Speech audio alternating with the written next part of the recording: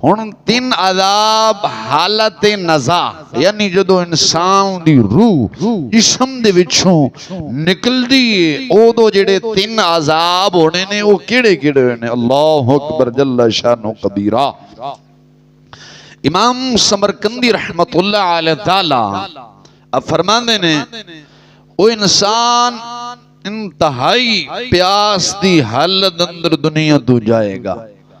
यानी उन्हें इतनी प्यास लगी होएगी ना, इतनी प्यास लगी होएगी बुजुर्ग फरमाते ने 7 समुंदर भी पी जाएगा ना उसकी प्यास तां भी नहीं बुझेगी। जेड़ा बेनमाजी बंदा है कि जेड़ा बेनमाजी 7 हालत नज़ा यानी जदों मरन लगेगा ना तो वक्त आएगा इजराइल जदों रूह कड्ढन लगेगा इंतहाई प्यासा होके मरेगा हत्ता के 7 समुंदर भी पी जाएगा तो उसकी प्यास तावी नहीं बुझेगी। आगे समझ के नहीं।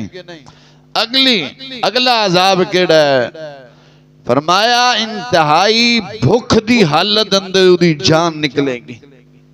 शदीद भूख लगी होएगी अगर जो ने रज के रोटी खाधी होएगी लेकिन फिर भी शदीद भूख लगी होएगी। और तीसरा अजाब अगला केड़ा है जदों रूह निकलनी है उदों केड़ा अजाब मिलना है सख्ती दे नाल शिद्दत दे नाल उहदे जिस्म चों रूह कड्ढी जानी।